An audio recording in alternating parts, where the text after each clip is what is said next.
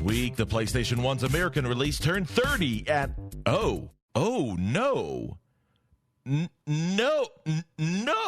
No! God, no! How did when this week? But that no. Now it's time for your hosts, Rob Roberts, Jamie Summers, and Loki to tell you more about this story and the rest of the week's gaming news. Starting right now on the show, where every gamer has a voice. Pour one out for Jason, who I think passed away at the realization that the PlayStation is 30 years old. Hi, welcome back to another week of the show where every gamer has a voice, Orange Lounge Radio. My friends on the internet, it is time to jump in and talk about the latest and greatest in video games, gaming culture, and the gamer lifestyle with me, myself, Rob Roberts, and joined every week. Welcome back this week to the one and only Dark Sakura, Jamie Summers. Hi. Hi, how you doing? You had a long stream yesterday. You played a lot of the video games on the Twitch televisions yesterday. I did play a lot of the video games yesterday, and my voice is kind of weak. I'm not as sore as I thought I would be, but my throat hurts a little bit, and it's kind of weak. But I had a great time. I met my goals. I want to thank everybody who was there. I played the Debbies. I'll get into that later. All right, sounds good. Going to our chat room, because we do tape live every Sunday night at 9 o'clock Eastern, 6 o'clock Pacific at the Voice of Geeks Network, twitch.tv/VOG Network, right after the Bobby Blackwolf Show. SSJ100 Matt is also naming things to make us feel old today. The Golden Girls are 40 years old today. Premiered at this very hour, Sunday night at 9 o'clock, actually. So that's pretty incredible. I remember watching The Golden Girls. That was one of my mom's favorite TV shows. We used to watch it together in her bedroom. So good we time. watched it all together on the big cabinet TV in the front room. I love, though, that like Golden Girls is one of those things that's like priceless. Like even like Gen Z, you know, I hate talking in generational terms, but it's true. Even like Gen Z and stuff like really appreciate the humor in the Golden Girls. Like that show is just timeless. It's great. So, and Dark Titsia says, well, thank you all for being a friend. Aw, that's nice of you to say. And I hope you brought cheesecake. Anyway, hopefully he brought cheesecake. Say hello to the one and only Techmaster Loki. I have cheesecake cookies in the fridge. It's not quite the same. I accept. Honestly, I can't devour a whole cheesecake. That's a bit much for me. So maybe a cheesecake cookie is a good compromise, and I'll still eat it with a knife and fork to pace myself. Kind of have to. They're pretty rich. Yeah. Yeah. So, and Loki, you're appreciating the Golden Girls at 40 as well? Sure. I haven't watched it for a long time. Your wife watches it though, right? I thought she did. Yeah, off and on. I thought she was a big fan. All right. Anyway, let's see. Going to chat now. Y'all are making age jokes in chat, and compliments for Jason on the intro there tonight. Of course, Jason does great work and has done great work for us for a long time. So thank you to Jason, our voiceover guy who does our intro for us every week, and some of the other special things you see on Twitch when we tape live. Let's get into gaming news. We had a pretty big one this week. Nintendo dropped a direct on us this week. So quite a bit of news to go through, which is a nice refreshing change for last week when Loki and I were holding down the fort going, we ain't found shit. Like there's not a lot happening in gaming. Why, probably. Yeah. Maybe there's just a lot of what the fuckery from what I see. Yeah. Well, this week we've got more. So, and we're getting into, there's definitely the one, but starting off with mostly good news in the Nintendo Direct. Loki. So yeah, apparently they're celebrating Mario's 40th anniversary. It feels like it's just here we go again. Wasn't it just 30 years, like yesterday or something? Well, like, Mario 35. Mario 35 was a big deal. Oh, 35. Yeah. Okay. Yeah, okay, that makes more sense. I was like, wait, was it 30? I thought it been 10 years already? I thought they were going to bring that back. I really thought they were going to bring that back. They had the perfect opportunity. Like, or, of course, they could have done Mario 40, but I still would have accepted Mario 35 back for a limited time in celebration of 5 more years, or something. Like, there's still a way they could have marketed it. So I'm a little sad they didn't do that, but okay, whatever. Yeah. We got other stuff instead.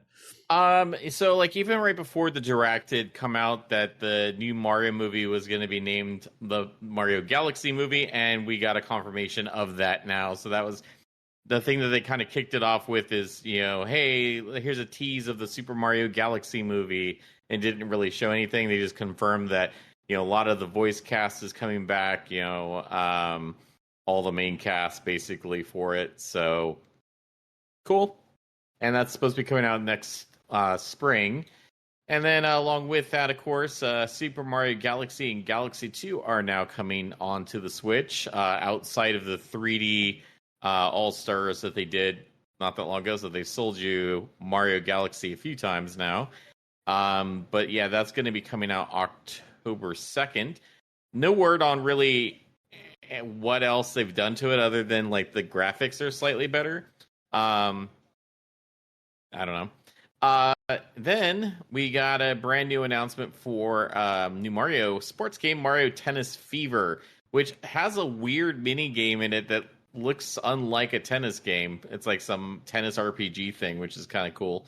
But that's not scheduled to come out now on the Switch until February 12th. Along with that, we've got some an update for Super Mario Brothers Wonder. They're doing a Nintendo Switch 2 edition that's adding this meetup in Bellabelle Park, which adds some co-op like multiplayer stuff, like different game modes there, but no actual like single player additions to that. And that's supposed to be out spring of 2026. We have a new Yoshi game, Yoshi and the Mysterious I just Book. really want to say, Yep. I was actually a little unimpressed by what they announced I was for very Mario Wonder. unimpressed. I don't know, and maybe it's just not for me, and that's okay because I don't really have the family at home the size to take advantage of the mini games. But I could imagine, some households that have family night playing Nintendo with the age appropriate kids and stuff probably are going to get a big kick out of it. I just kind of looked at it going, damn, I wish they would have more of the formula that works in the base game, right? But you would think that they would have some sort of metrics that they're able to capture. Like, I get it, like, data privacy and stuff like that, but I'm sure that there's some sort of like user metrics that they can capture to show like, oh, okay, well, we had Super Mario Bros. Wonder, and here's what percentage of our audience played that, couch co-op or something like that. I don't imagine that it's a very high number, though. Like, I mean, I'm sure you get some families that sit down and do that, but I guarantee the far and away majority of that is going to be just single player. But then why do these DLCs that have more like multiplayer and consider things? the system as handheld. It lends itself Right. to single player. Deft in chat says they said that they were going to add more stuff to the single player game too, but they focused way too much on the multiplayer. Agree, because something kind of weird that's happening with these Switch 2 upgrades, and I'm talking the non-performance ones. There's something what they did to the Zelda game. Those are performance upgrades, right? So that's different. But like, I feel like these non-performance upgrades are these just weird ass side things that I don't really care for. Are kind of lame. Mario like Party and the Kinect with games, no, it's a hard pass for me. I'm not really impressed at what they've been developing on that front. So I think that's why this just felt like another one of those where I was like, meh. But if they're going to add to the single player, then maybe. I 100% guarantee, like, because even though the Switch 2 just came out, 6 months ago or so, I 100%, or actually, no, it wasn't 6 months ago, 3 months ago. Gosh, it hasn't even been that long. I guarantee by the time that we get around to June of next year, they will have already forgotten about that camera.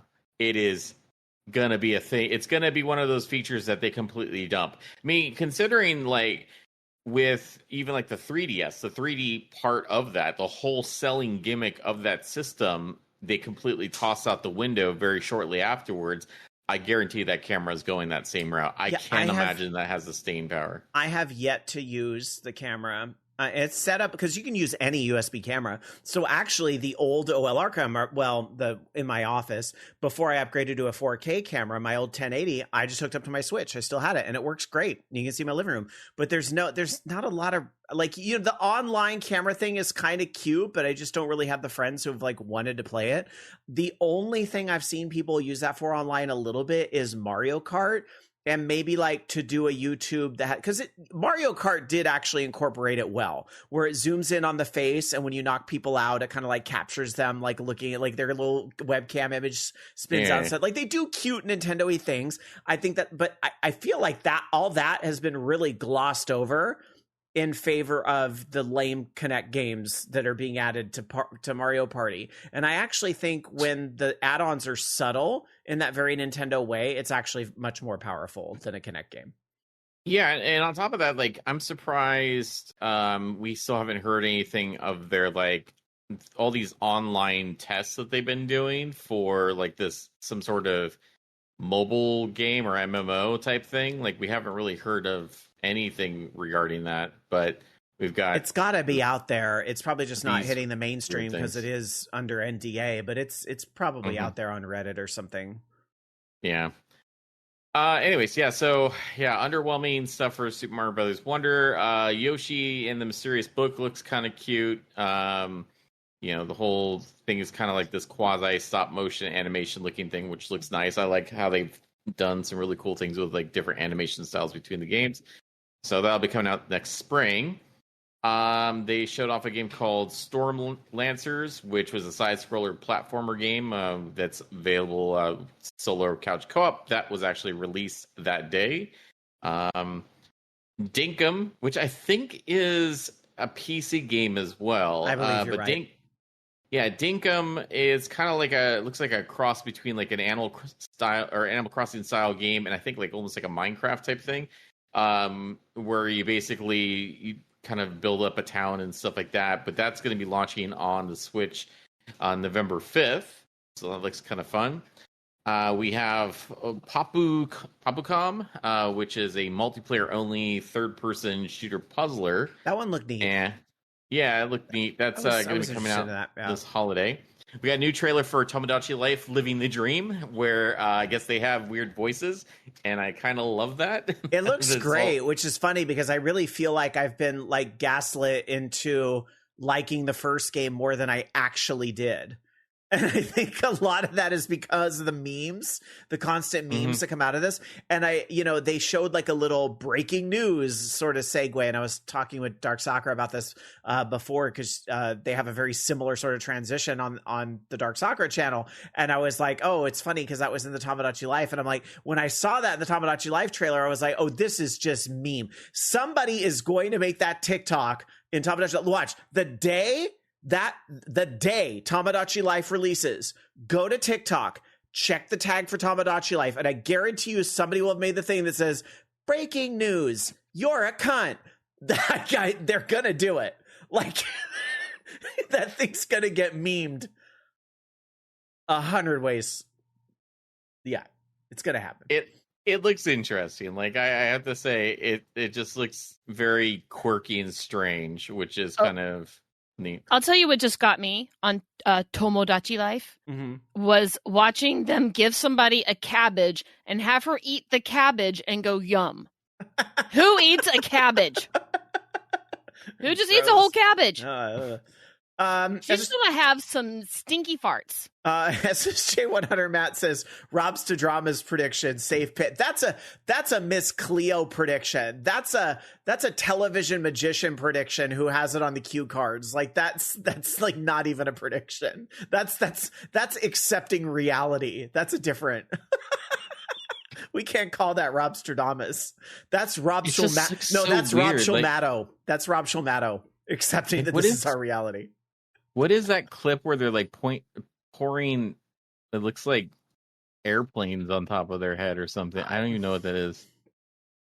Yeah, Dolly Partner brings back a controversy with the first game. Dolly Partner says, I hope I can get gay married in this Tomodachi Life. My mom's me married Darren Criss on the 3DS version, and I wanted him for myself. That's such a Dolly Partner thing to say. I have no idea who you are, but you are so fucking funny. Never change. So that was a thing that happened in the first Tomodachi Life. Remember, it had all the... So you would think all these years later, you would hope. And I realize... Japan isn't all the way there, but they've made some more strides, as you know, and now we're starting to regress in the US. But we're going to hope that worldwide that maybe you can, if they have to compromise and be like you partner with anybody, and I think it should be marriage no matter what. I mean, my position is clear, but if there's going to be some compromises made in Tomodachi Life, I'm just hoping they get it right this time. Like life partner, whoever you want. Yeah. And then they kind of did a segment where they were showcasing partner games. So a lot of these we've kind of heard about before that are coming to the Switch 2 and Switch. Mortal Kombat Legacy Collection is going to be out digitally, I guess, October 30th, physically December 12th.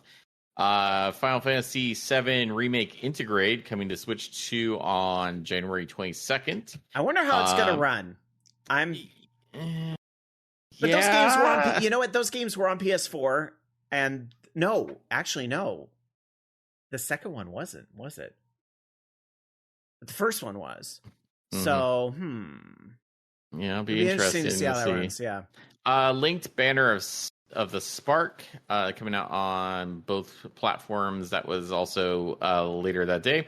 Hades 2, September 25th on the Switch and Switch 2. That's Kirby Air soon. Riders. That's good. And I mean, the early access has been out for like There's a still year. things two other partnered or third party things I'm super excited about. Yeah. Like Danganronpa 2. Oh yeah. Nice. Yeah. With the story expansion. Yeah. And then I was going to say Kirby Air Riders, they had new amiibos they also showed off as well for that, which I think like amiibos are like people still paying attention to the amiibos now. Like, I don't know. Yeah, but it's obviously not the huge thing it was before, but it's interesting. They're still pushing them out. Yeah, and that's November 20th. New trailer for Oh my Hyrule god, my Age. Def says that's a $50 amiibo. Are you shitting me? Is that a tariff problem? Like, why are amiibos $50 now? Is it giant or something? Is it like the giant pop, but the ones that are like 4 times the size? Oh my god. That's November 20th. Hyrule Warriors Age of Imprisonment had a new trailer. That's now that coming game out. looks hot. I like that. Yeah, November 6th. That's a really good Zelda spinoff. I will definitely check this out. And then Dragon Quest 8 or 7 Reimagined coming out on Switch and Switch 2 February 5th. I thought it was a new Dragon Quest game. I was like, what are we waiting for? 12 now, right? Because so we're waiting on Dragon Quest 12. I thought it was Dragon Quest 12 at first, and then I started to I was like, fuck, it's just a remake. And just before you come at me with your pitchfork and torches, yes, 7 is great. I'm glad it's getting a remake, because we've had, a lot of the Dragon Quest games getting remade. I don't have a problem with it, but I was like, because I'm thinking like it's kind of time for Dragon Quest 12. Like, how old is Dragon Quest 11 at this point? It's several years. I'm just kind of surprised it wasn't a Dragon Quest 12 announcement, but all right. And the thing that they had a small update on the Nintendo Today app, which no one cares about. And then the thing that like nobody asked for whatsoever, Virtua Boy Nintendo Classics that are coming to the Switch in 3D, thanks to either a $100 piece of plastic that you can plug your Switch 2 into, or Nintendo Switch, I guess, or a cardboard thing which costs like $30 that resembles the Labo virtual reality stuff. But the Labo would only work with the Switch 1, although technically I believe Virtual Boy is supposed to work with Switch 1. No, thank you. I already have one. A real one. Right. It's like, why? But why? Like, they had this opportunity to basically make something better. And they're like, no, we will keep the original form factor, migraine inducing and all. And we're just going to give it to you for the same price that it cost when it originally came out. I appreciate the commitment to the bit, if nothing else. Like, it is still value for the plus, and some people might be going, what value?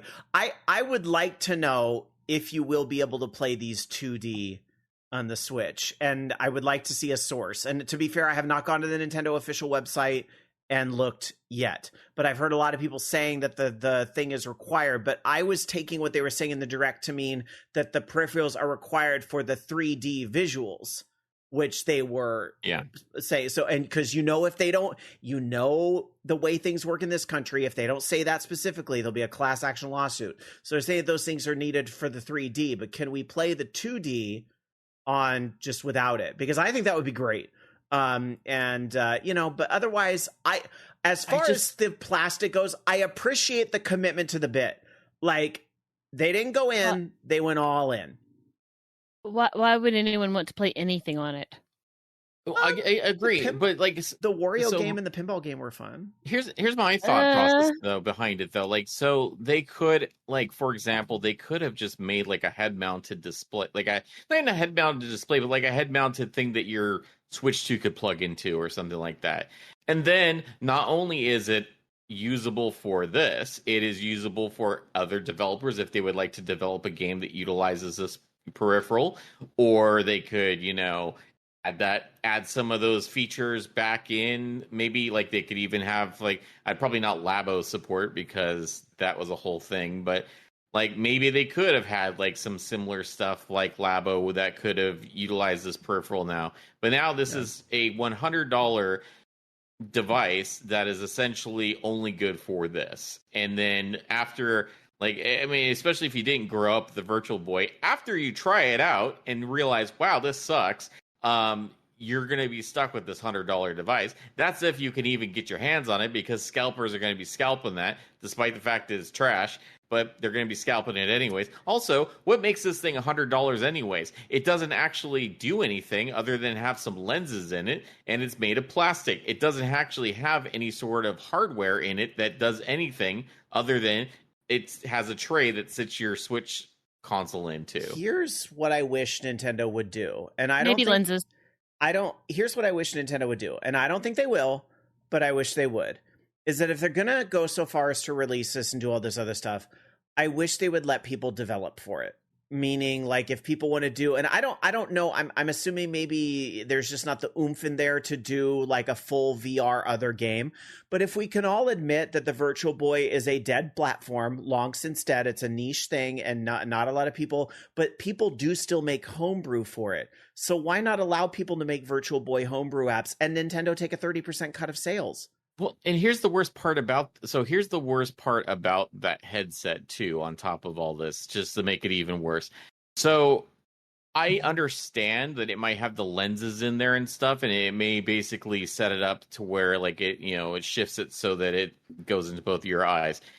However, they put the red tint of the glass on there anyways. So now everything's going to be monochrome red, even if they decided later on down the road that, oh, hey, someone else can develop something for this that uses this device. Whatever it's developed now, it's going to be monochrome red because they put that crap in there. I wonder if that's how they're getting around the headache issue, though. But the headache thing, I think, also comes from the refresh on that. Like, obviously, the screen probably refreshes faster than the old system did.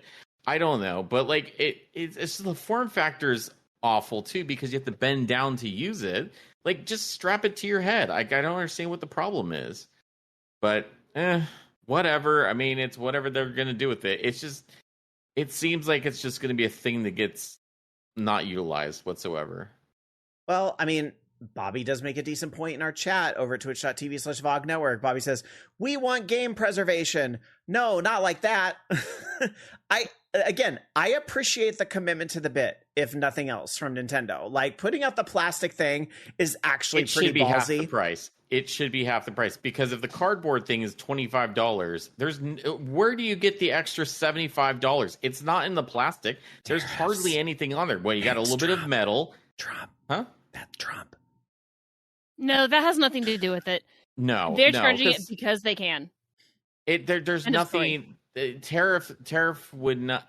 I don't think any tariffs would have anything to do with this, because it's just cheap materials. Like, I just can't imagine. I don't even see where $100 worth of materials are coming out of this.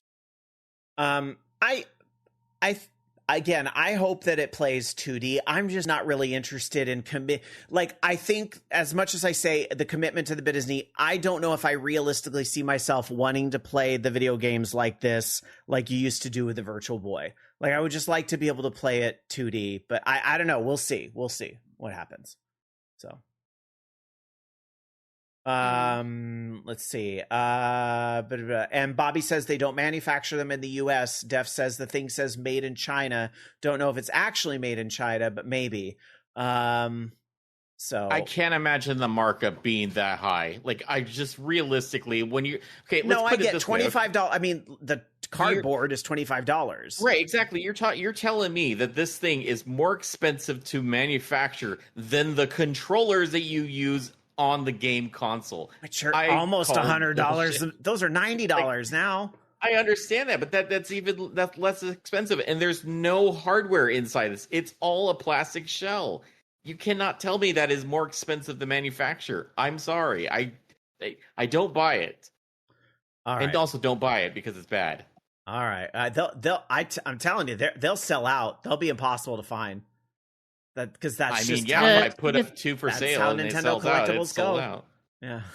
The end of it is that there will be people who will buy it because they either wanted to have the experience of having played the thing and never did, or they wanted one and this is the only chance they have for it, or they are Nintendo fanboys who will buy everything that Nintendo ever puts out. You hit on a huge point there, Darsakra, that I think I want to go back and highlight. People are going to buy this because growing up they were told they can't have one or they couldn't have one. I think that's huge for people because I got to be honest, if I end up getting one of these things, it is exactly that reason why. I will be buying it because I couldn't have one growing up. The Bride Guys Gaming in chat says, I'm buying it because I've been wanting a Virtual Boy and I've been hunting for years. And then I want to reply to Rinmari, who said people shouldn't buy this Virtual Boy nonsense in the same way people shouldn't buy Hogwarts Legacy. The two have nothing to do with each other. Nothing to do with each other. I would need more information on that because that's on its text. It sounds like a real reach. It's one thing about supporting a turf and then just supporting Nintendo's business decision. But the two are two different things. I will say Rinmari's comment above caught my eye, and I think this is a very interesting point, saying can't wait for someone to 3D print this for cheaper. That's a very interesting point, actually, and I think one that ought to be considered. I wonder, though, if these games can't be played in 2D, if there's some little thing, little dock, little switch, little chip, and the baby little chip in this thing that is necessary for the whole damn thing to work. That'll also be figured out. True. That won't be hard. Hold on. I can already squash that because no, it's not, because they have a cardboard thing that they're making. So no, it does not require that. I bet if anything, it's like the amiibo technology. But Jamie's right that it'll get cloned immediately. It is. I mean, it is not that, because they're not going to put that. Look up the patent. It's just a cardboard thing or cardboard or plastic thing that you just slide your device into that looks like a Virtual Boy. That's all it is. This has a little bit more hardware on it because it's got a couple pieces of metal for the stand and the adjustment clip or whatever to make it less headache inducing, but still headache inducing. Anyways, yeah, we could complain about the Virtual Boy all day long, but we have more stuff to talk about. We're on our way. All right. I found the patent from last year. There was a patent approved in September that provided an update for Nintendo's patent for a goggle apparatus, including a display section that was post-Labo. So I am going to pull... Oh, it doesn't want to load up for me. Thank you, government website. But I'm going to see if I can find the patent and see what it has about it. All right. Well, Anyways, we had Fatal Frame 2 Crimson Butterfly remake announced for Switch 2. It's coming in early 2026. They showed off some more partner games. One Piece Pirate Warriors 4, which is coming in this fall. Overcooked 2 this holiday. Stardew Valley is going to be getting a port to Switch 2 this fall. And Human Fall Flat Nintendo Switch 2 edition coming in the spring. As well as Power Wash Simulator 2 this fall. That's exciting. Suika Game Planet, which is arriving. Suika Game is great. I've played that thing religiously on my phone. Suika Game Planet, coming to Switch and Switch 2 this winter. And then the weirdest look at Metroid Prime 4. It is apparently looking very open world. And in Nintendo fashion, everybody gets a motorcycle. And so Samus is getting a futuristic motorcycle because, not to be outdone by Mario and Link. And great to me. That Tron looks more interesting than the movie that's coming, so I'll take it. Yep. Metroid Prime 4 looks hot. And we have a release date, December 4th on the Switch and Switch 2. Switch and Switch 2. It was always planned that way. That's not new. Really? That's not new news. Yeah, they said that because there's probably going to be an upgrade and all that stuff. But anyway, of course I'll be buying it as a Metroid fan, but I think the December target is super interesting. I think a lot of people were thinking it would get pushed to next year, and you don't often see games released in December. So, but I think they've done that before. I think Nintendo is betting. They have done it before because wasn't Smash when they did it on Switch? There was something big they released in December. But anyway, I digress. I think they're just betting on it doesn't matter. And they're probably right. It doesn't matter, especially in this age of like buying a lot of games digitally and things like that. It doesn't matter. The game's still going to sell in December. But they're really taking the most time they can, because they want to put that out if they can Thanksgiving week. So they need every week. They're making it all count. Yeah. They announced some Donkey Kong Bonanza DLC, DK Island and Emerald Rush, which is coming out. Came out today. Thank you. Def says Smash Ultimate was early December 2017. Was it? Okay. I thought that was a December release. Okay. Interesting. This one looked interesting. Pokemon Pokopia. Oh, wait, on the DLC. Sorry, I don't mean to take you back, but I do. Somebody had said in chat, and sorry, the comment long scrolled away, but somebody had said they were surprised that there was not a Mario Kart DLC. And even though we had this, there was no Mario Kart World DLC. And I gotta say, I agree with that comment. I was actually surprised with all these other DLCs we're seeing that there isn't one for Mario Kart yet. Probably because I think it's not waiting yet. A lot of that stuff they probably develop and then hold off until the interest in the game starts dipping, and then they release it. I think you could be right that they are intentionally timing that after the holiday because they figure a lot of Switch 2s are going to show up as holiday presents, or what have you in December. And then, many of them are going to come with that game bundled or buy it separately. And then maybe a good time to target the first DLC is going to be February or March. Although we did still see spring content in this direct, but I'm sure there'll be another direct in the future. Maybe they'll end up shadow dropping DLC or something, who knows. But I will admit, I was also a little surprised there was no Mario Kart World DLC because it certainly seems inevitable. Either they open up a new section of the island or they have a portal that takes you to DLC Island or something. I mean, anything's really possible. The open worldness of Mario Kart is not going to stop DLC. Yeah. So anyways, that game, Pokemon Pokopia, looked kind of strange. You play as a Ditto disguised as a human, and you build like a paradise. It almost looks a little bit like Animal Crossing in that sense. At least the art style kind of resembles that. I think a lot of people are saying Minecraft, but I would say Dragon Quest Builders. This looked like Pokemon Dragon Quest Builders for sure. 100%. Yeah, so it looks interesting in that sense, but it is a strange looking game, especially with Ditto humans. We got another trailer for Pokemon Legends ZA. On the DLC front, Tiger Claw says Nintendo better come up with some DLC because Sonic Racing Cross World is right around the corner, and it's going to steal its thunder in a major way. I think the two games will coexist safely. I plan on owning both. I think just like multiple fighting games can sort of exist. You can have Street Fighter and Mortal Kombat and Tekken and people buy it. I think there's room for it. I do. But maybe that does play into the timing. Who knows? But I don't exactly see the Sonic game. I think it will do well, but I don't see it really taking away from Mario Kart World, which I think will continue to do well throughout December. I think it's going to continue to be a top seller through the holiday season. I just think a lot of people will buy both, quite honestly. Yeah, I'm sure if it threatens, Mario Kart, they'll just patent Mario or carts in video games, and then they can sue them into oblivion. All right. Anyway, sorry, look, I keep interrupting, but chat's got some good stuff. That's all right. Pokemon Legends ZA, they showed off a little bit more of the game, and of course, it's going to be coming out October 16th on both the Switch and Switch 2. Along with that, they announced DLC for the game, even though the game's not out yet. So it's Mega Dimension. I'm not as super bothered by that as other people are. And I think one thing to consider with that, the original Pokemon Legends never had DLC, and it probably should have.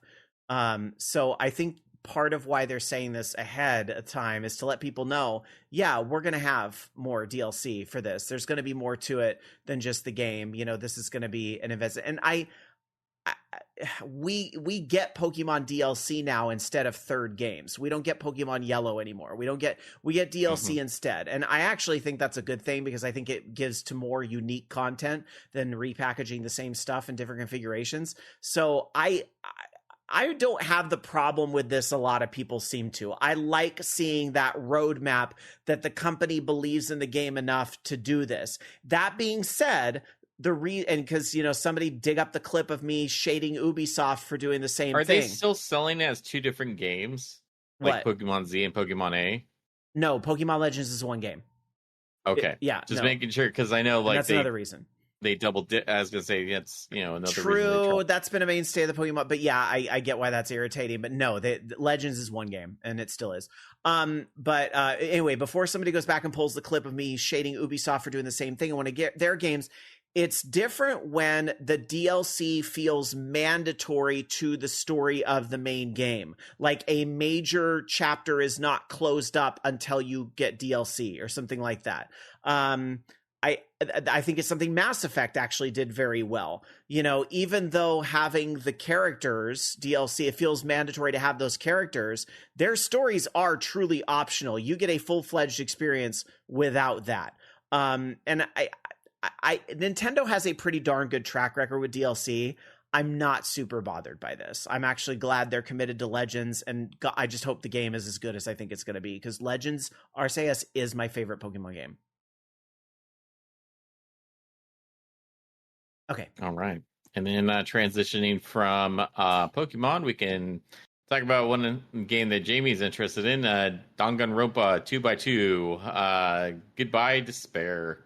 It's going to be coming to the Switch next year. Yep. Dynasty Warriors Origins Switch 2 release and DLC was announced for January 22nd. So it's right around the corner. Also, Monster Hunter Stories 3, Twisted Reflection.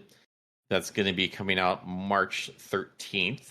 And then they showed off more partner games. So 2 Point Museum, Disgaea 7 Complete, EA Sports FC 25, Virtua Fighter 2 Revo World Stage, Lego Voyagers, Little Nightmares 3, and Persona 3 Reload. All of those due out in the next month or two.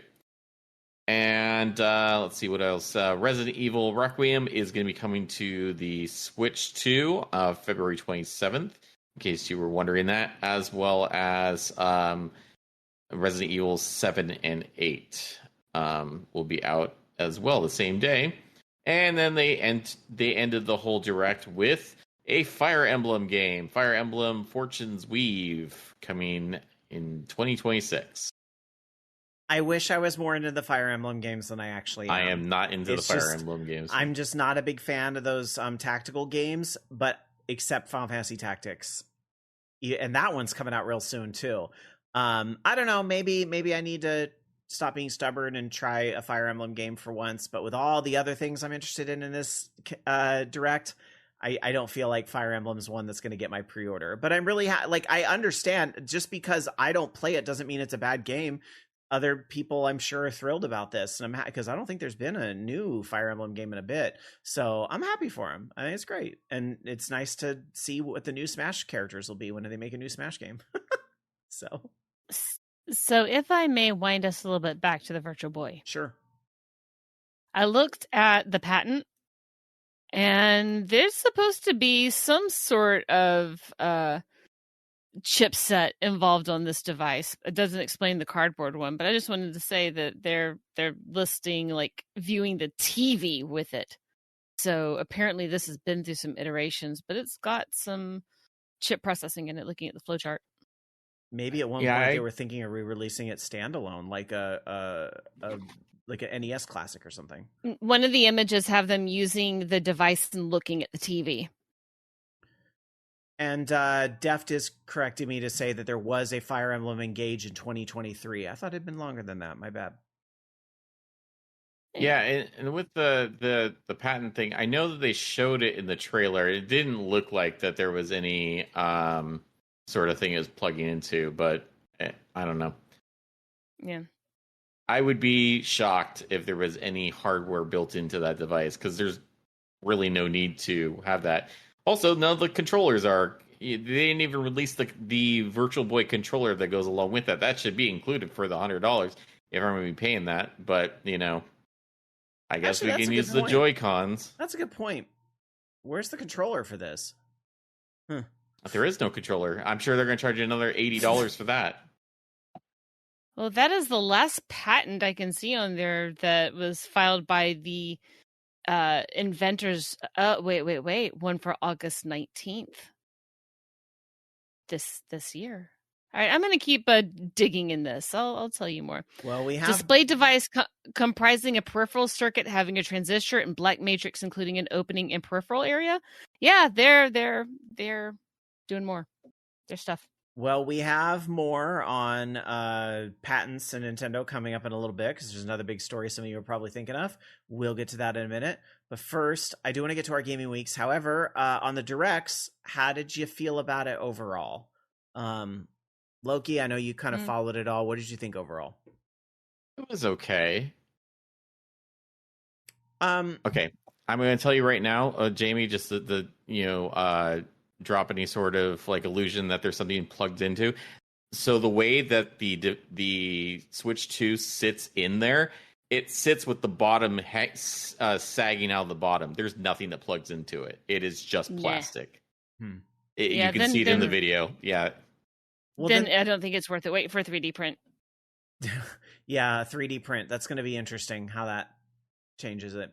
All right. As far as what I felt about the Direct, I thought it was fine. I thought there was a little something for everybody. I did feel, there's some games I just was not as actively interested in as others. I'm glad to see what sort of their celebration of Mario 40th anniversary looks like. As much as I love Galaxy, I'm not paying $70 for those games again. But that's neat that's happening, and the movie will probably be pretty good. So, yeah. But I think there were definitely things in there I wasn't expecting, like the Pocopia, that caught my attention where I was like, oh, this looks like it'll be fun. So I feel fine and secure in my Switch 2 investment. And that's, I guess, what a Direct is supposed to do. All right, let's get into our gaming weeks and the types of video games that we have been playing this week. So, Dark Sakura, we'll start with you. How was your gaming week? Pretty busy, honestly, all things considered. I've been getting back into Avatar Frontiers of Pandora. I've really been enjoying that. I have been playing, of course, a lot of Dead by Daylight. I went for my Dracula Adept last night. I hated the first game I played. It got better as I went on, but he's no pig. I also played Mass Effect 3 again and beat the game last night while I was half falling out of my chair. Of course, Palia, Suika game. I play on my phone.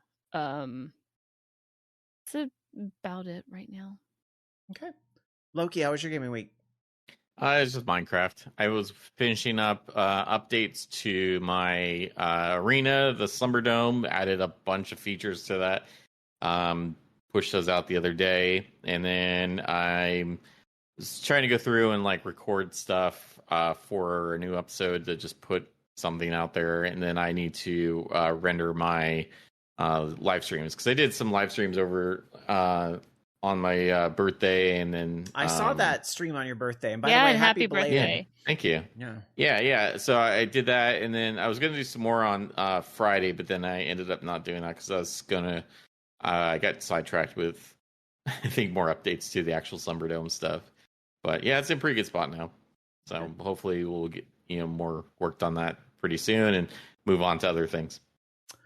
My gaming week was, I'm still on this Final Fantasy 11 rabbit hole hard. I was playing Horizon, and let me tell you how bad this has gotten now. I got a little irritated because I was trying to figure out ways to make gil, and I decided to get into fishing, and I bought a 10,000 gil fishing rod, and I ended up breaking it because I didn't read all the fine print, because some of the online FAQs are so old, they're not very good. And it wasn't warning me that if you see that you're about to capture a big fish, you need to cancel, or you might break this thing. And I got really frustrated, so I was like, we're fighting right now. I'm not playing Horizon for a minute because I'm just frustrated. But then meanwhile, my friends, some of my other friends, when I started talking about Final Fantasy 11, they signed up for a different private server called Cat's Eye. And they've been trying to get me to go over there, and I'm like, no, I don't want to, because I'm really invested in this Horizon thing and the achievements and stuff. I'm gonna just kind of stick over here. I'm really enjoying the game. But then, because now I'm fighting a little bit through no fault of the server, because I got frustrated where my character was at, I decided to go take a peek at this Cat's Eye, and I downloaded it. So now I have a full second install of Final Fantasy 11 to check out this other private server, but it's a very different experience because it's fucking Final Fantasy 11 on crack. The XP gains are 10 times what you would get normally. Yeah, that's the one I think I played on. Was Cat's Eye. Okay. That's like playing Ragnarok Online. It's what, and instead of being a 75 era server, well, no, it's still a 75 server, but it's on the Rhapsodies expansion, which means it has the trusts, it has the records of eminence thing, where you can XP grind so fucking easy, and the book burning and all that stuff. I'm like, oh my god, I barely played and I'm already level 18 on my character. I'm ready to go get sub job items and I'm barely out of Gustaberg. It's wild. So, but it's nice that I have that to play with my friends when they want to play. Yeah, SSJ100 Matt says Cat's Eye sounds erotic, making a DDR joke. I laughed at the same coincidence there, and as I was logging in, I was going haunted by a cat's eye, everybody dancing into the night of the anyway. So I've been playing that. But I've also, I got a little thing for my Steam Deck. I finally got a dock for my Steam Deck so I could hook it up to my TV downstairs. So I now have my little emulator deck hooked into my TV. And I've been playing a variety of just old school games. One of note I will name, which I never played before, was Mighty Final Fight. I finally played. I'd never played that game before because, it was kind of rare. That game? What's that? I have that game. Yeah, that's a collector's item, right? Because they didn't make a ton of them, if I remember right. So, and I forgot. Yeah, I think it goes for quite a bit. I forgot Cody and Guy are in that game, and Hager. They have all three in that one because obviously the Super Nintendo one was kind of infamous because they cut Guy, who was in the arcade release, and then years later they did this whole separate, I think it was a Blockbuster exclusive release. Blockbuster exclusive, yes, it was. Called Final Fight Guy, which replaced Cody with Guy. Yeah, and that is a huge collector's item because it was a Blockbuster exclusive. So I have it in the case. Anyway, Mighty Final Fight was kind of cute. It was definitely giving me River City Ransom vibes, but River City Ransom's better, to be honest. But at least I played it. It's cute. So that's a highlight. I play a variety of old NES games, and now I'm like, okay, I got to get my Game Boy Advance games on there, my Game Boy games. So I can play Revenge of the Gator, and everything is hooked up to retro achievements. So that's kind of fun. Because it's fun. It's cute. Otherwise, I've been playing my mobile games too. There was a lot going on in the mobile games today. I grinded out 1 million AP in Ingress because I stupidly recursed a couple weeks ago, and I need to get back to where I was at because I miss the XM tank that comes with level 16. And then Pokemon Go had a community day today, so I was just Bluetooth catching through that. I think I caught maybe 10 shinies. I don't know. And then Pikmin had a community day, so I had to walk 10,000 steps today in Pikmin. So I was multitasking all the games on the mobile front today. But it was a good excuse to getting some laps in downtown and get a lot of steps in, so can't complain. All right, let's get into some more. God. I have breaking news. Okay. Breaking news. Ragnarok Online 3 is in beta. Oh. Right now. And I'm just signing up for it. Heal, please. Heal, please. Prompt, please. Prompt, please. Warp prompt. Anyway. Warp prompt. Let's move on. Let's get into some gaming news. We're gonna start. So funny enough, we brought up patents earlier. This is a big one on the Nintendo front. Yeah, so we've talked about Pokemon patents in the past when we were talking about the whole Pal World lawsuit thing and how they were trying to go after like patented gameplay stuff, and we said, oh yeah, that's stupid. That shouldn't be patentable. But hey, it's in Japan, so their rules are different and stuff. Well, look at that. It wasn't that long, and already, our broken patent system here in the United States has jumped in and said, hold my beer, we're going to also break some patents and do stupid things. I'm going to just enhance what you said a little bit and say our broken government here in the United States, which includes the patent stuff that's needed to be reformed for years, which, to be fair, is not unique to any particular administration, needs to be repaired in general. And this is a huge shining example of why. Anyway. Yeah, so the patent that Nintendo received was for summoning a character and letting it fight another. A thing that, one of the patent rules is you cannot give a patent to somebody if prior works are available that feature that type of thing. And clearly there are many examples of not only Nintendo games, but also other games that have had something where you summon a character to fight another character. Digimon would be a pretty good example that comes to mind. Digimon, Final Fantasy 3. Doesn't Digimon 6 predate Pokemon too? Digimon also doesn't use like a summoning thing. They just hang out with you. Right, but it doesn't matter though. But the fact that they were able to, patent that is just stupid. And you know what that's going to be used for? It's going to be used to attack Pal World, or it's going to be used to attack anybody else that decides to make a game that is somewhat similar. I'm really worried about the indies, and Nintendo's overly litigious. But so I gave an example of playing Final Fantasy 11, and now in that newer version you summon trusts to go out and do things, and that makes me think of even the older Final Fantasy games summoning Shiva to do so. There's other AAA companies that are going to be impacted by this, so I don't see Nintendo getting to hang on to this. If Nintendo takes one step in the wrong direction and sues the wrong company, it's over for you hoes. If we're just letting people patent all sorts of things, let's just come up with a bunch of patents that are all Nintendo gameplay, and we'll just go patent all of them since, obviously it doesn't matter if previous works are a thing. So we're just throwing those rules out the window. Then I'll go sue Nintendo. How about that? We'll do that. That'll be fun. It's so messy, but I'm sure and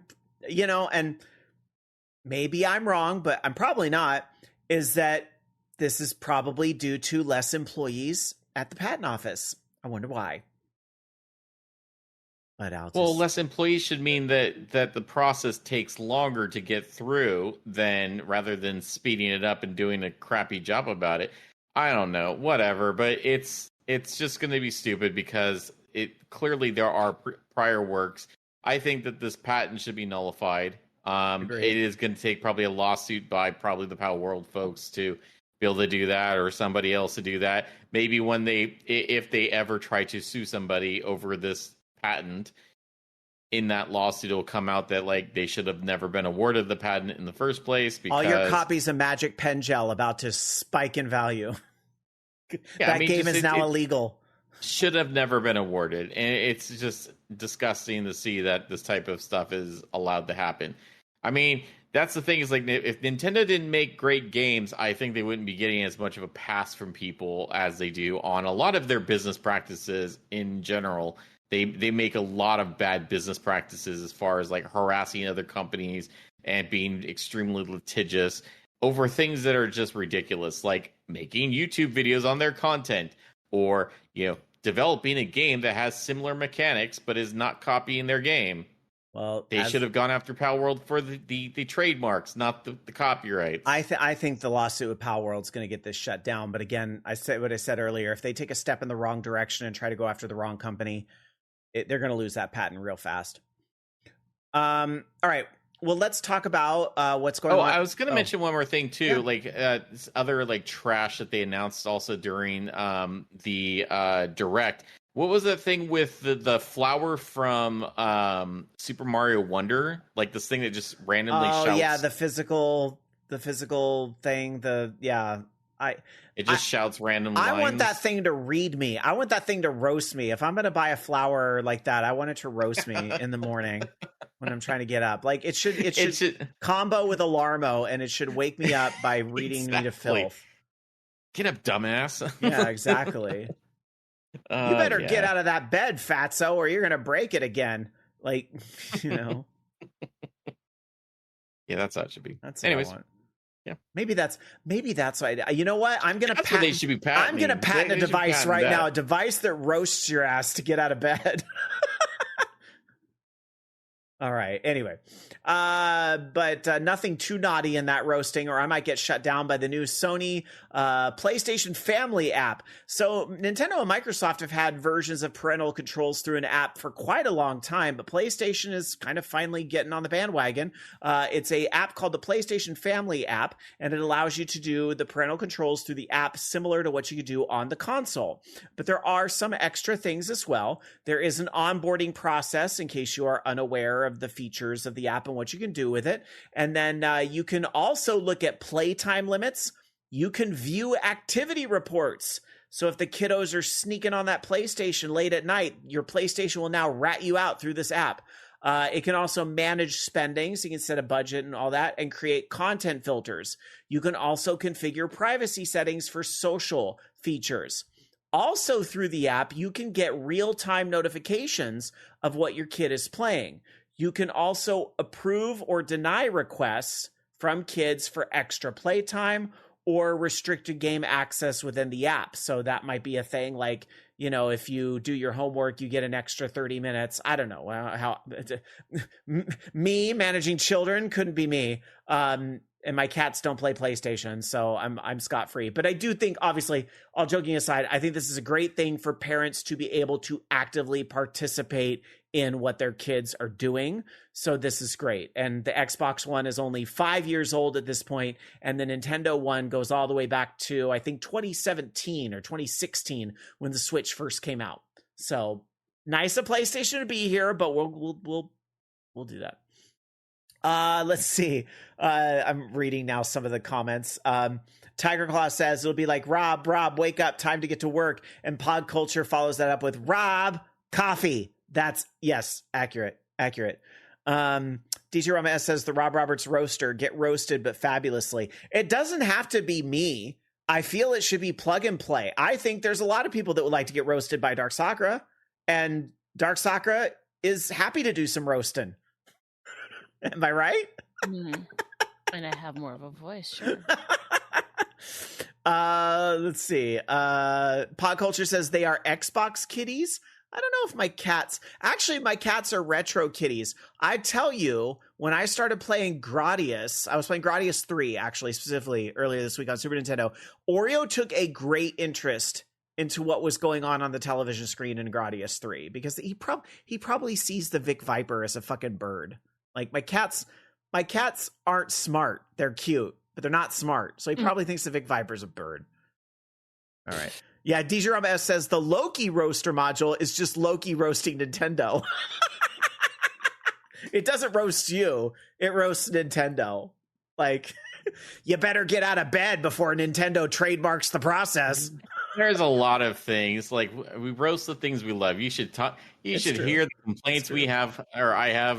Well, not only me, but like other people that I play with about Mojang and Minecraft and stuff, and just like the dumb things that they do with that. That is true. I could go on for days, and I do usually. All right. What do we have next, Loki? Oh, we have games being games. Borderlands 4 just released, and usually I'd be really on board to like pick it up and check it out because I'm a huge Borderlands fan. However, I decided to wait because there's a lot of issues. A lot of people are saying that there's issues with the performance of the game, that Unreal 5 is being trash and the game is crashing. It's poorly optimized. It's doing all sorts of things regarding just having the top end hardware and it's still running like absolute garbage. They've put out, I think 2K put out a guide on how to get like the settings that they recommend that you run it in, depending on what your hardware is and your GPU and whatever screen size you have. I don't know. A lot of the recommendations have been just run it in low. I mean, that's kind of pathetic, though, if you can't even run this in top tier hardware. But I don't know. Console, I think, is not such a problem. It's more on the PC side, but bad PC ports are still not worth it. So I'm just gonna wait until they fix their issues. Also, I don't know anything about this game. Can I ask this question about Borderlands to Borderlands fans out there? And it is somewhat relevant for this. Are they like Final Fantasy games where I don't need to play them in sequence? Like it's fine to play them out of sequence? Because everybody tells me I should play Borderlands 2. Yes. And my problem is I've tried Borderlands 1 and it's fine. I don't have a problem with the game. I actually, as much as I don't play a lot of shooters, I think the RPG elements make it very interesting. I actually think it's a very interesting sort of setup, but I just haven't really been motivated to really get through the game. Yeah, so can I just pick up Borderlands 2 and play? There's not a lot crossover there. Yeah, you can. Some of it is like there are some characters that come back. Like I know between 1 and 2, there was some characters that appeared from 1 that would be introduced again. It's not necessary that you know what their backstory is, and honestly, like a lot of the stuff through the game doesn't really explain much of their backstory, other than these are characters from the first game. 3, I don't even remember if 3 had a lot from the other games in it, and then the pre-sequel, I don't know either. Tiny Tina's Wonderlands was also the one that interested me the most, to be quite honest. I like the more magical setup of that. Yeah, that was a little bit different as well. I don't think there's a lot that ties in with each other. There are some things like Easter eggs, or like maybe you'll catch some more references or something, but I don't think it really takes away from it. And see, like, I wouldn't say that about every game series. Like Mass Effect, which I love, I say you really, you at a minimum, you need to do the comic from the first one or watch a playthrough or something of the first game. I realize, like, it's it's kind of at its core, it has some different sort of things, like the Mako and stuff doesn't really come back in later games. But like, I feel like you need the understanding of the first game in order to really get the second and the third game. And Mass Effect 2 is really, truly one of the greatest games of all time. And I think 3 is up there with it too. But you have to suffer through that first game. And if you don't want to, but if you don't want to put in the 30, 40 hours in the game, because you just want to get to the good stuff, at least do the damn comic to give you the big points. I don't know if you'd agree with that, Jamie, but I feel like that first Mass Effect game's important. It's different. Definitely, or at least watch a playthrough of it and then go through and use one of the mod tools to skip the first game. Yeah. I mean, the first game has a lot of stuff. It has the shifty cow. It has Garrus. And Kirahi. Questbuster. Hold the line. Questbuster in chat says you can hop right into 4 without knowing anything about Borderlands other than you can shoot things and get loot. Okay, I think we all understand that. It briefly gives you enough background to be like, aha, so that's why I'm there, and go on to be your best self. That's actually really good to know. I actually was kind of secretly hoping somebody would tell me that plainly about 4, so that's good to know. I don't know if I'm going to buy it right away, but I'm definitely curious about it. I wait for it to be optimized because it needs a lot of work. Yeah, it sounds like I might need to wait a patch or 2, and that's okay. I got a lot of stuff to play next month, so. All right. Well, let's move on and talk about something that had a lot of people curious. What is the new Acclaim going to announce? Acclaim, the people behind the old Acclaim are not involved here. The name went up for sale. It was bought. So this new version of Acclaim really has nothing to do with the old Acclaim besides the name. But people were wondering, what is it going to be? Is it going to be like a front end for shovelware, like AI garbage and NFT shit? And the answer based on this first direct is pleasantly no. It looks like it's going to put together some interesting sort of indie types of titles and put them together under this Play Acclaim banner. The one that caught my eye, of course, is Gridbeat. Gridbeat was a game that they announced because that was a sort of rhythm. Like I kind of got Crypt of the Necrodancer vibes, but like with like, I don't want to say Tron, but like that more like Neo, like, computery sort of vibe going on to it. Maybe like Tempest. Ingress vibes. Yeah, sure. Okay, I'll give you that. Ingress vibes with Gridbeats. That looked very interesting. Some other games, Basketball Classics. So like some really old basketball types of arcade retro inspired sort of games. Cool. That's fine because, NBA I like Jam. the Pixel Watcher. Yeah. Or it looked like Power Wash Sim, but not. Yeah, like Pixel. Yeah, that's a clever idea for a game. Ground Zero Hero was another game. It's an action rogue light where you, of course, are playing in a post-apocalyptic wasteland. So, Borderlands story-esque vibes, but I think it's obviously a very different kind of game. Talaka, which is, again, another sort of rogue-esque kind of game. Afro-Brazilian mythology in this game. It's a hand-painted game, so a very artsy kind of game.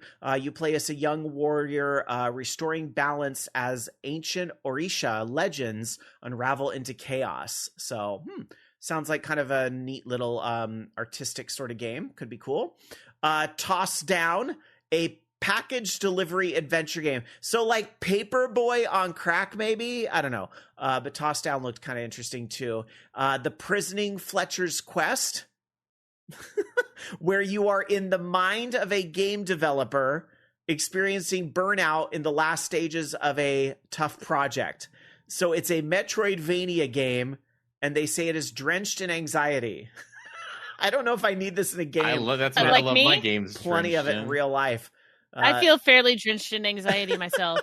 Catanaut, which came out as of the day of this. So it's only out on PC for now, but it is another roguelite. So you can see where a lot of these indie games are going, but that's all right. It's a popular genre. And then we have Hyper Yuki Snowboard Syndicate. So honestly, not a bad lineup of games for something that could have been...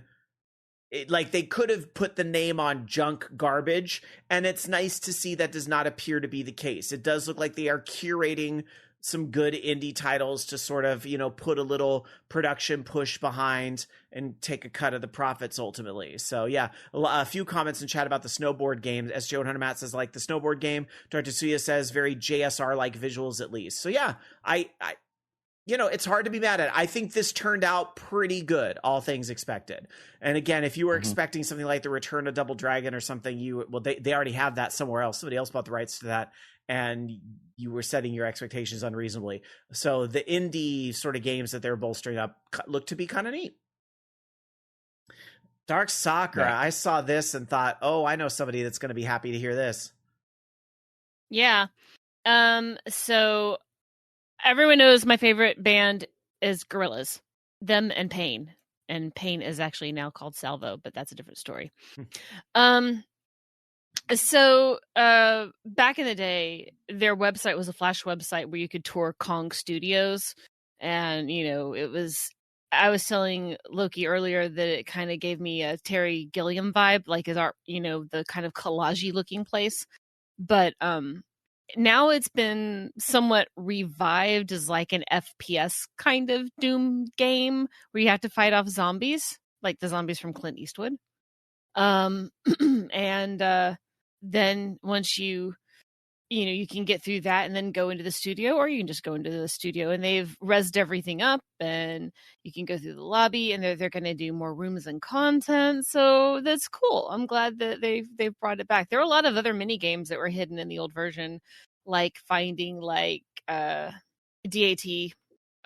and putting them in the player the right way, or like clicking different things to find secret rooms and all kinds of stuff. So as a Gorillaz fan, I am all over for this. And it's good that we're getting stuff like this again, because, it seems like a lot of bands are sort of forgetting the fun factor and are looking at the buy our shit factor.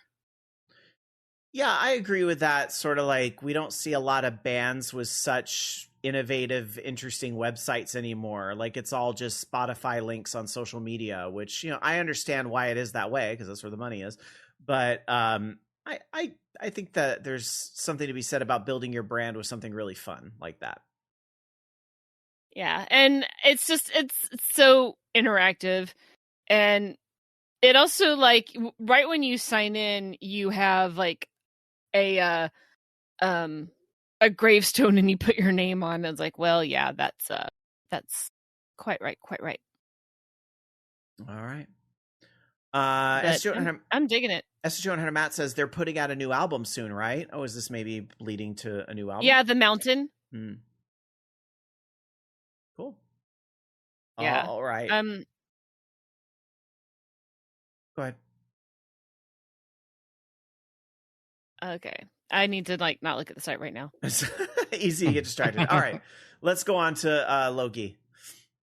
So Genki has reached a settlement with Nintendo. You may remember them from what was it? Backrooms, a Consumer Electronics Show, right? Yeah, CES. That's right, CES. Who they had like a 3D printed mock-up of the Switch 2, which apparently they said was based off of the actual hardware, and that got leaked out, and Nintendo was not happy about that. And so with this, they have reached a confidential settlement where they've agreed to make a payment in the agreed upon amount. Of course, they're not going to talk about what it is. Also, they are permanently enjoined from using terms glitch 2, glitch, Genki Direct, and Genki Indirect. Genki Direct, interesting. Okay. Or anything, or any other similar rebranding or approximations of Nintendo's intellectual property, products, product names, characters, presentations, or marks for any accessories compatible or for the marketed use of Nintendo products. Yeah. And of course, obviously, this was because they made that whole 3D printed thing and asserted that it was based off of the actual they can't hardware. even use the names, so they're gonna have to sell like Nintendo Swatch accessories. They can't even do that. They can't even use something that's similar. So they are not allowed to use like approximations of their intellectual property. So it might be that they have to be officially licensed by Nintendo, in which case they can use like Nintendo, this is for the Nintendo Switch or something like that. But right now they're not even allowed to or they can go bankrupt because of this, which is also a likely outcome. Yeah, we're going to do the Direct Genki, or I don't know what the hell they would do, come up with something. I mean, come on, you can't come up with your own like presentation thing. Also, who gives a crap about a direct about game accessories?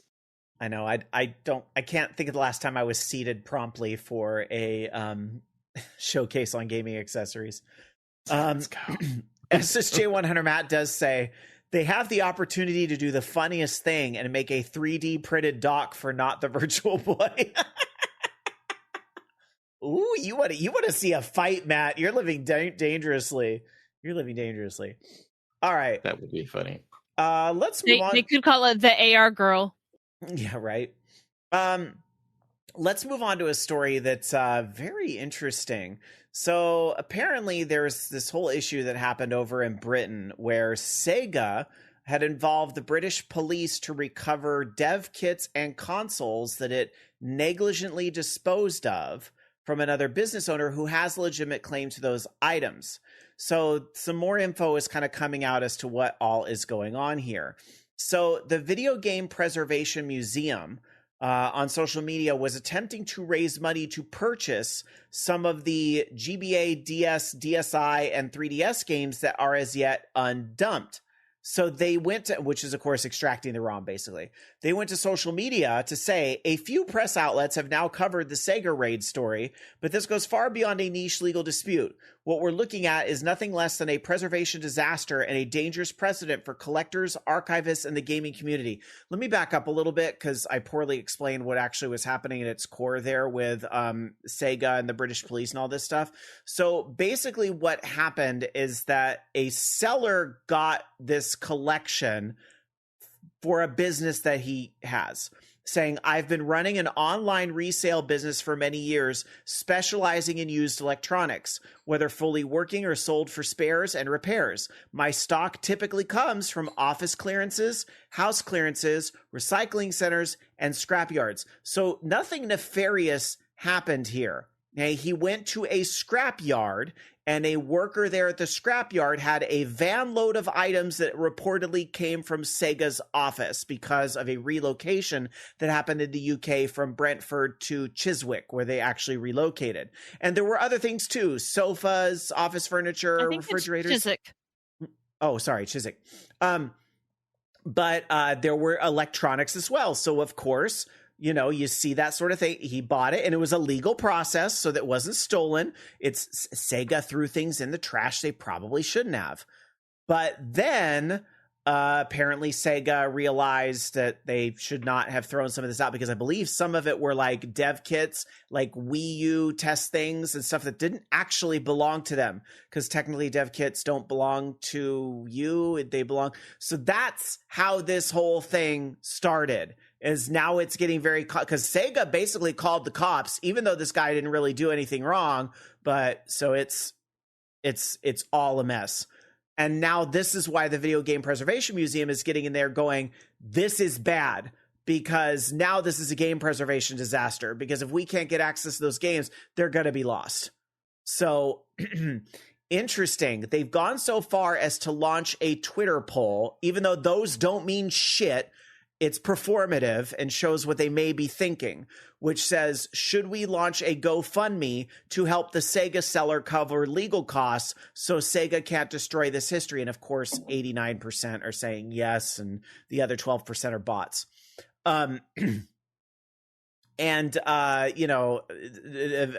Moving on, let's see, some new information. Already raised quite a bit. They said they brought up PACE, the Police and Criminal Evidence Act from 1984. Only a constable may apply for and execute a search warrant. And now I'm trying to look for the whole thing here. The power is statutory and cannot be delegated to private persons. The second image shows the under investigation from unsigned. Feel free to use these images. So like they are... And it looks like they launched the GoFundMe. So they are all in trying to protect this guy of like, basically, hey, what you threw away is ours now, legally. We did nothing wrong. That's it. So very, very interesting in this particular situation. I'm with Rin Mari, though. I want the Sega sofa. Like, don't you want the sofa? Or some of the furniture? This fridge. Looking at some of these pictures are very interesting things. Well, it's like when I go over to my pal Melody's house, and her husband is a well-known DDR player from back in the day, Mel B, who once won a No, actually, he didn't win this machine. But basically, the Para machine in their house is Arcade Infinity's machine. And so I will often get, this is Arcade. This used to be Arcade Infinity's Para machine here in the house. So, it's kind of fun that it has that sort of history behind it, right? So, anyway. All right, Arcade Infinity. Yeah, for real. It will be interesting to see how this case develops. It's long from over, but it's interesting how involved and how much they're trying to take the case to the internet, which it's working, because here we are signal boosting, and we're one of probably 1,000 podcasts covering this story this week, that, are bringing light to this, and that, Sega should essentially have to let go of what they've let go of. Someone donated £1,000 already. Oh, I'm not surprised. Do you suppose that those couches had blast cushioning, or was that also made up?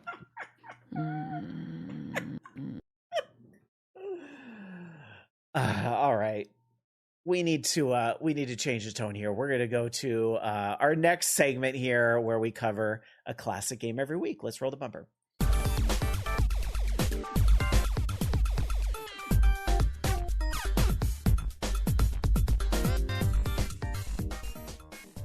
Now it's time to travel back to a simpler time, where I'll dive into the vault and pull out a classic and tell you about it. It's time for the classic game of the week. All right, but once a month, Dark Sakura says, you know what? We're going to take a game that actually made its way to the arcade, and that's what we're going to cover in our classic Game to Arcade monthly segment. And I will warn the audience, it was impossible to find actual footage of this arcade machine, but this is an instantly recognizable game. With that, I'll turn it over to Dark Sakura. So for the record, I saw that someone made a futon cover that looks like a Sega Master System. Anyway, the game is Flappy Bird. Yeah, it's Flappy Bird.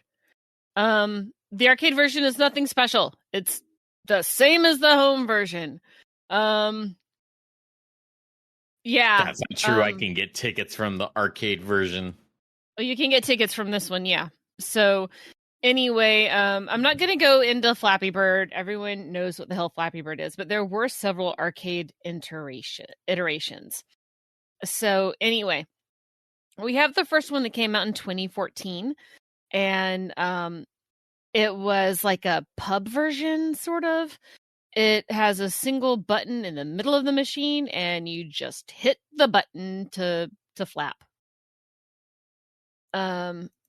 After that, there was one in 2015, which was Flappy Bird Prize Merchandiser, and it's like a stacker, like prize game, and you flip the bird through the pipes until a certain number was reached, and then you can get a prize.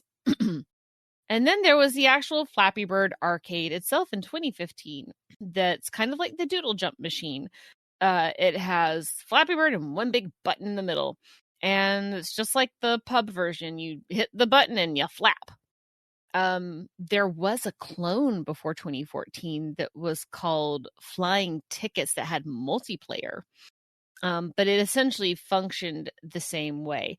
Now, Rob, I did find some video. Yes. Oh, fabulous. It's a minute.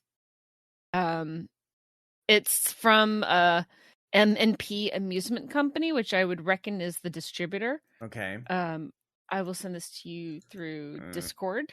Just a moment. Because I didn't notice that it was there, or I would have done that before.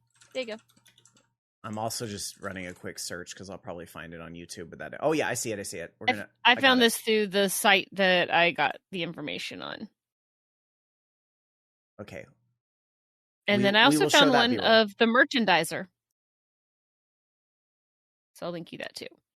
Okay. Anyway. All right. There you go. But really, it's Flappy Bird. I don't know what else to say about it. I don't even know that I've done Flappy Bird as a classic game. But it was worth mentioning because, you know, people will make ticket spitters out of anything. And I've noticed this, that a lot of phone games have become arcade games per se, you know.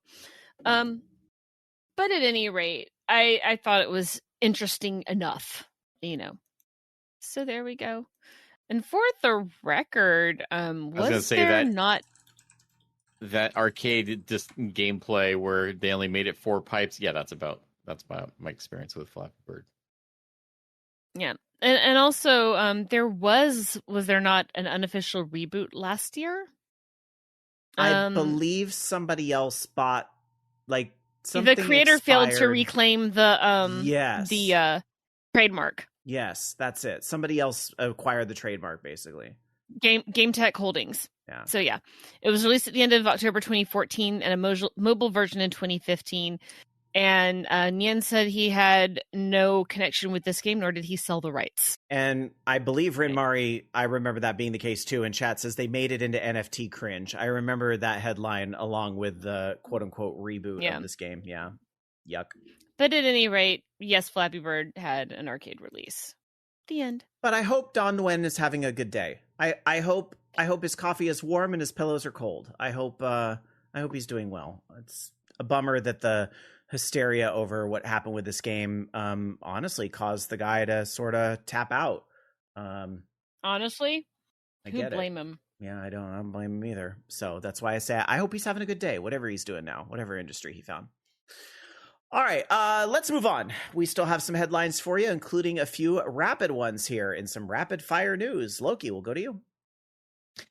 All right. Well, we have news on a movie that I keep forgetting is still in development, but the BioShock movie. It was confirmed through a report by The Direct from producer Lee that apparently the game is going to be definitely based on the first BioShock game. So that's good, because that one's pretty iconic. Neat. It's still coming. And that producer, I guess, he worked on the Minecraft movie, Weapons, and The Long Walk. All supposed to be pretty good movies. Oh, there's big movies in there. Weapons was a pretty huge movie this year. And Weapons was a big movie. Long Walk is getting some huge critical buzz on that, which, of course, God, I remember that Stephen King book from when I was like a teenager. So, that book was. Yeah, well, it's got it's got similar roots to things like Battle Royale and Hunger Games at its core. So it's and unfortunately in a 2025 lens, just makes it even more scary. Anyway. So apparently there was a special game between the Seattle Mariners and the Los Angeles Angels that they did a Super Mario Day during that event and gave out 15,000 custom hats that featured Super Mario across Mariners. So neat. I bet those are going to be worth some money on eBay. Absolutely. Okay, Dark Sakura, what do you have for us? Well, Stern released a trailer for a new Star Wars pinball. It's Star Wars Fall of the Empire. I reckon based around Empire Strikes Back. There will be several different versions. I looked at it. It looks like it could be fun, but it's not one I think I would want to own. It just didn't seem robust enough for me, but you can also like escape from Cloud City, and you can lower the shields on the Death Star during multi-ball, and you have the Sarlacc pit and all kinds of stuff. There's even like a force mimicking move for ball save, which I'm just thinking is like a Magna save or something. And then you have a Darth Vader inspired mode, or a couple of them, so you get to experience the dark side. It also has custom callouts from Chris Bartlett as C-3PO. Sounded pretty good. As far as the releases, there is also going to be a limited edition that will be limited to 770 games to honor the release of Star Wars in 1977. And it has like as they're saying, the expression light system, speaker expression lighting system as well. Full color mirrored back glass, full color high def cabinet decals, and exclusive custom pinball armor, and designer autographed bottom arch, like upgraded sound, anti-reflection playfield, shaker motor, a sequentially numbered plaque, a signed certificate of authenticity, and a digital insider connected LE owner's badge on registration. Basically, Stern has this whole system like you can scan and have like an online leaderboard sort of thing. The cost for the pro version is I guess these could change, but right now is set for $6,999. Premium edition for $9,699 and limited for $12,999 US dollars. Will be available in US, Canada, Australia, Brazil, Mexico, and Chile. There you go. All right. Let's see. Okay, now here's the story that Jason was referencing in the intro tonight. Yes, as of this week, the original PlayStation has turning 30 in America. So yeah, it was released originally on September the 9th of 1995. And yeah, I don't know what else there is to say about it, except hearing that fact probably makes a lot of you feel really old. So happy birthday, PlayStation. And don't forget to take your medication, everybody, for your back pain. All right, let's move on, travel around the world, and check out some release dates of games that are coming out soon. Let's go to the U.S. and Loki. We have quite a bit. So let's start off with Lego Voyagers on PC, Nintendo Switch, PlayStation, or Nintendo Switch 2, PlayStation 4, PlayStation 5, and Xbox Series. We have Little Witch in the Woods coming out of early access on PC and Mac. Troublemakers 2 Beyond Dream on PC. We have Football Heroes League coming out of early access on PC, Nintendo Switch, PlayStation 4, PlayStation 5, Xbox One, and Xbox Series.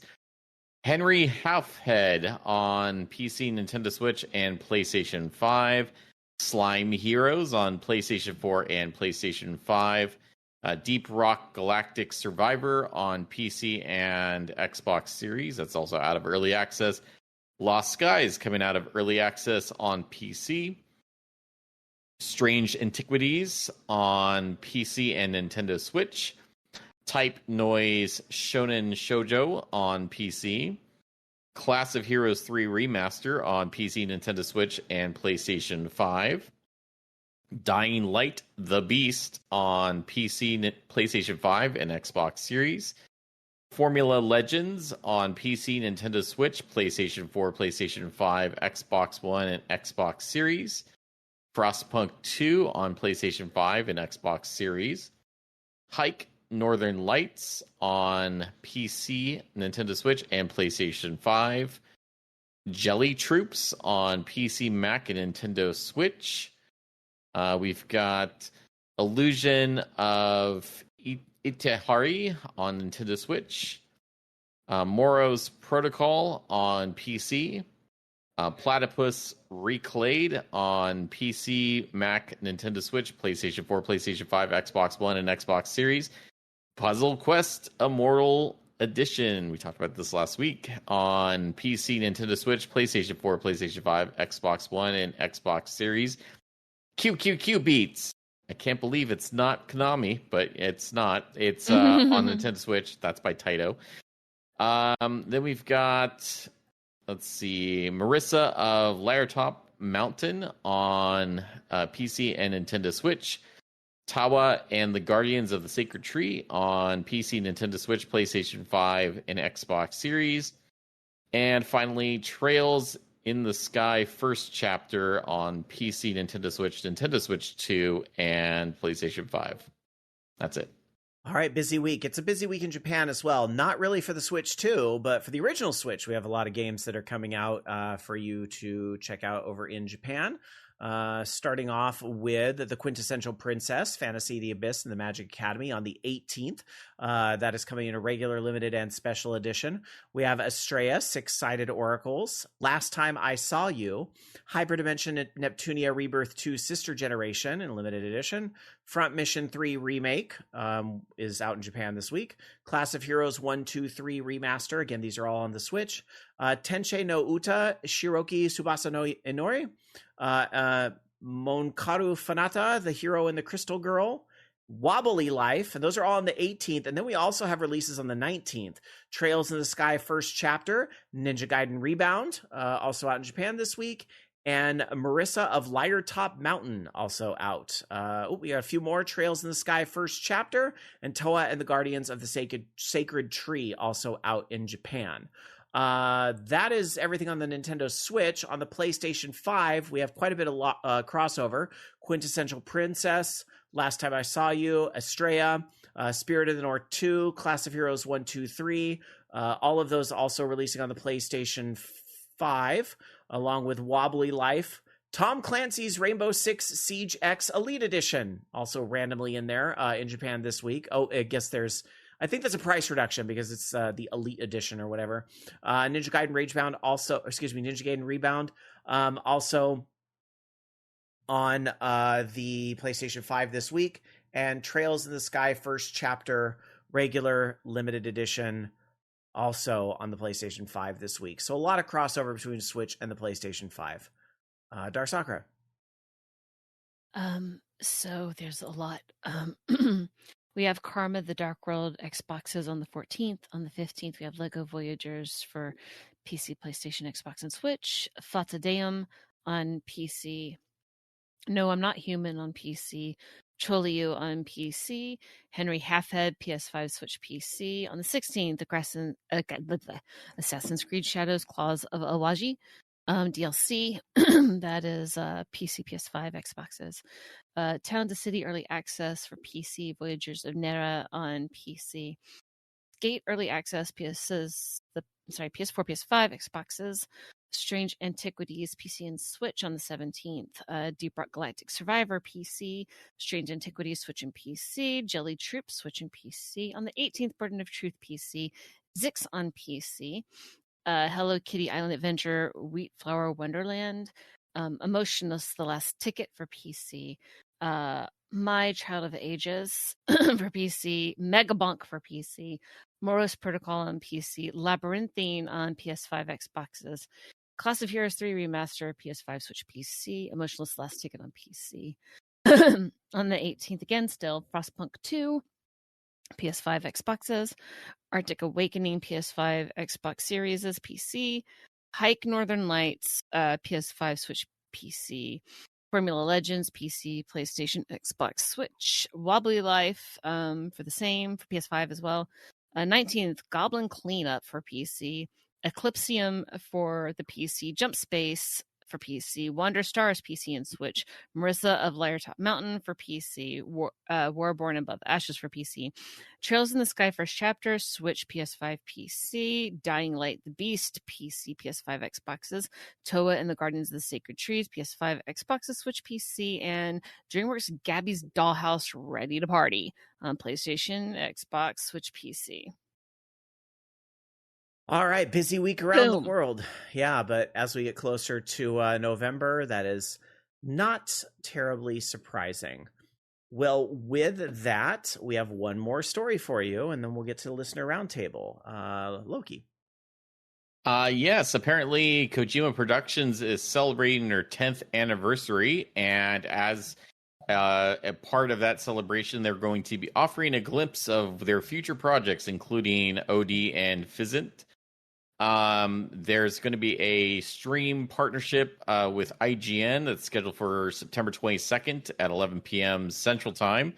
And no word at what we're going to see, but I guarantee we won't understand it. Because that's just Kojima for you. Of course. It'll be abstract. Be like, wow, that looks good. I have no idea what's going on. All right. Is it going to be weirder than babies in someone's throat? It might. Might be.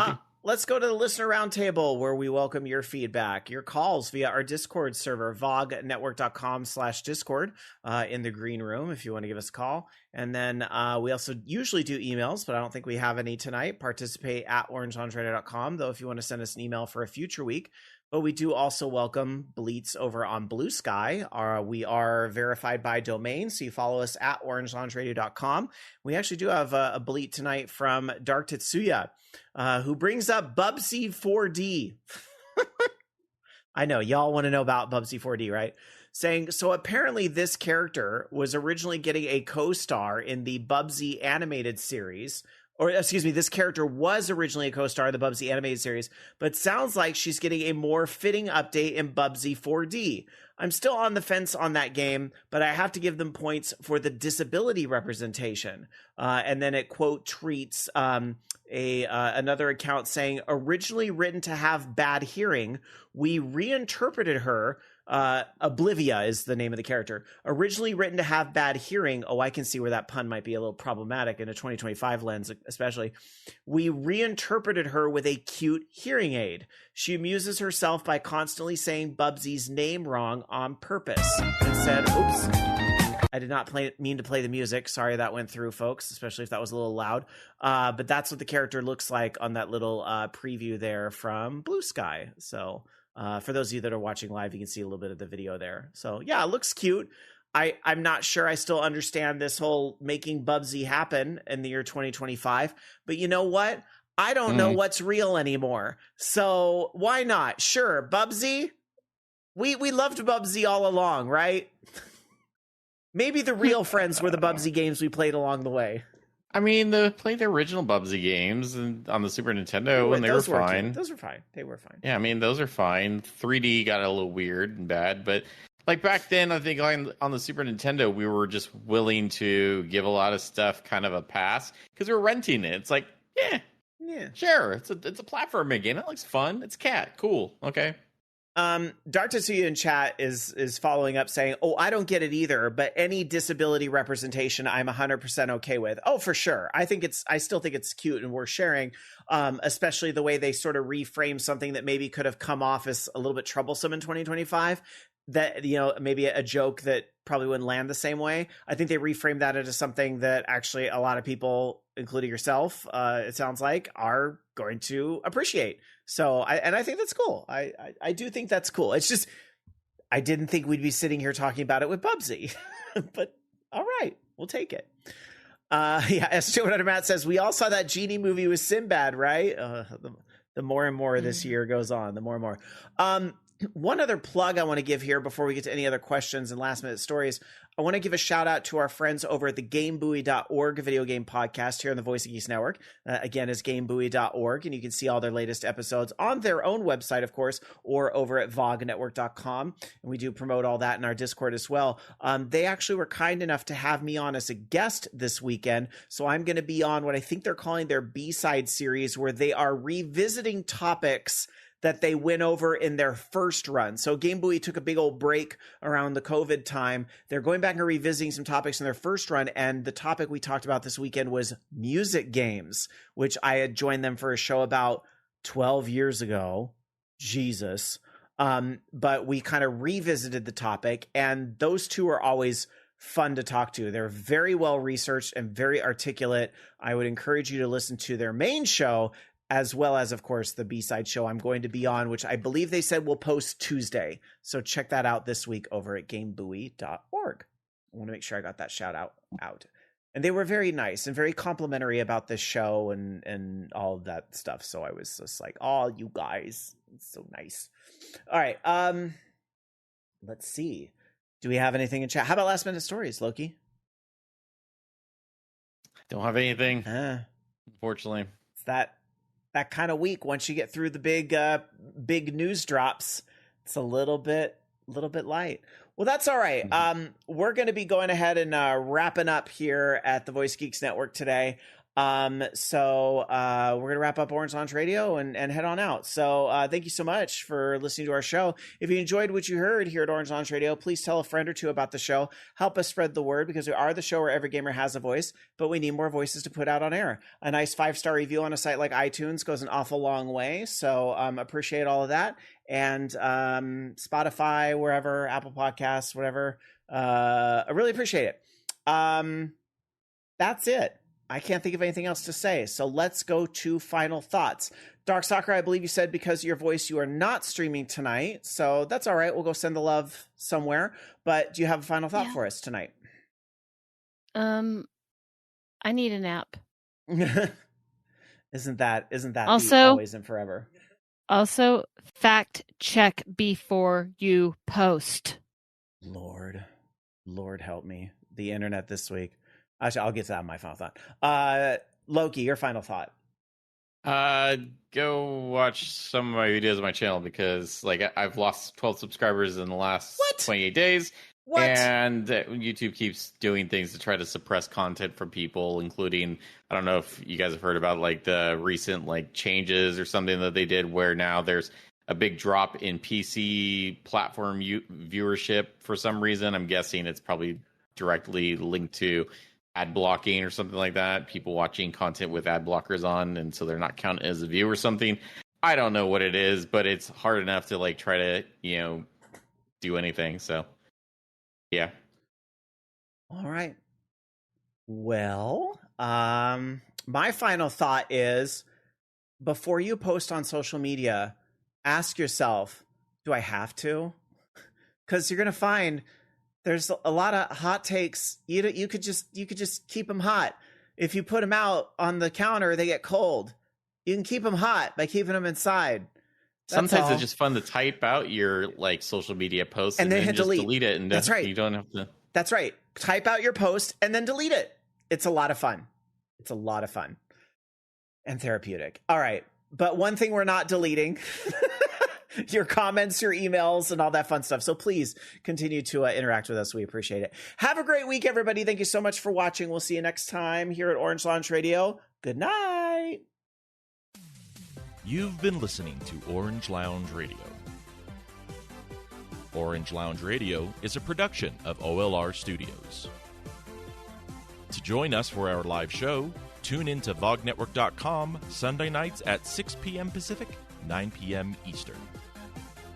The views and opinions expressed in this program do not necessarily reflect those of the staff of Orange Lounge Radio nor Vog Network, but you know they were all still true. See you next week.